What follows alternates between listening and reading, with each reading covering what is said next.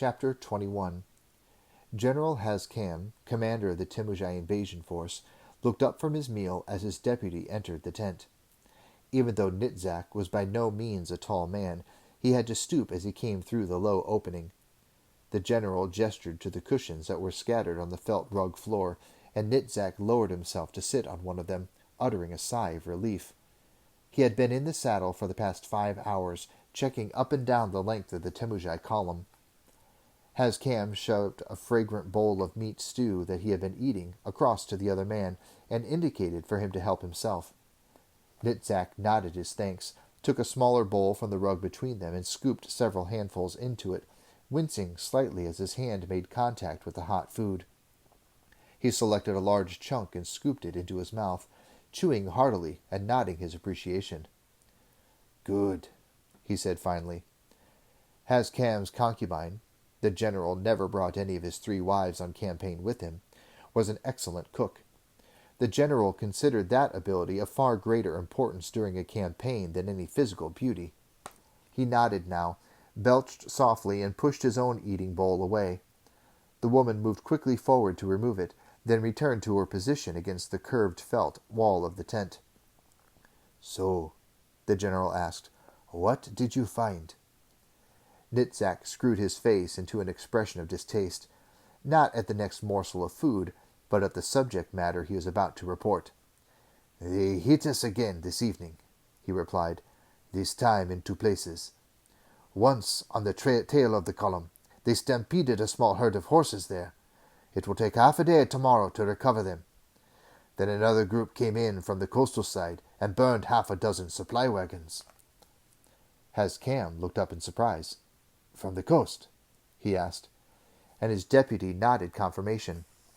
Up until now, the nuisance raids mounted by the Skandians had been launched from the thickly wooded hills inland from the narrow coastal flatlands. The raiders would dash out, strike an undefended part of the column, then retreat into the cover of the forests and hills where pursuit would be too risky. This new eventuality complicated things. "They seem to have several ships at sea," the deputy told him. "They stay out of sight during the day, then steal in after dark and land troops to hit us. Then they retreat to sea once more." Hazcam probed with his tongue at a piece of meat wedged between 2 back teeth. "Where, of course, we can't follow them," he said. Nitzak nodded. "It means now that we'll have to cover both sides of the column," he said. Hazcam muttered a low curse. "It's slowing us down," he said. Each morning, hours were wasted as the massive column formed up in disciplined ranks for the day's march, and of course, once the march began, the pace was limited by the slowest sections of the column, which were the supply carts and the baggage train. It had been much faster simply moving in one vast mass. Nitzak agreed. "So the problem of having to screen the campus each night." Hazcam took a deep swig of the fermented barley drink that the Timujai favored, then handed the leather drinking skin to Nitzak. "It's not what I expected," he said. "They are far more organized than our intelligence had led us to believe." Nitzak drank deeply and gratefully. He shrugged. In his experience, intelligence was usually inaccurate at best and dead wrong at worst. "I know," he said. "Everything we've heard about these people led me to believe that they would simply attack us in a frontal assault, without any overall strategy. I'd half expected that we'd be finished with them by now." Hazcam pondered. "Perhaps they're still gathering their main force. I suppose we have no option but to continue as we are. I imagine they'll finally make a stand when we reach the capital, although now will take longer to do that." Nitzak hesitated for a moment with the next suggestion. Then he said, "Of course, General. We could simply continue as we are and accept the losses their raids are causing. They're quite sustainable, you know." It was a typical callous Timujai suggestion. If the loss of lives or supplies could be balanced out by greater speed, it might well be worthwhile opting for that course. Hazcam shook his head, but not through any sense of care for the people under his command. "If we don't respond, we have no way of knowing that they won't hit us with a major raid," he pointed out.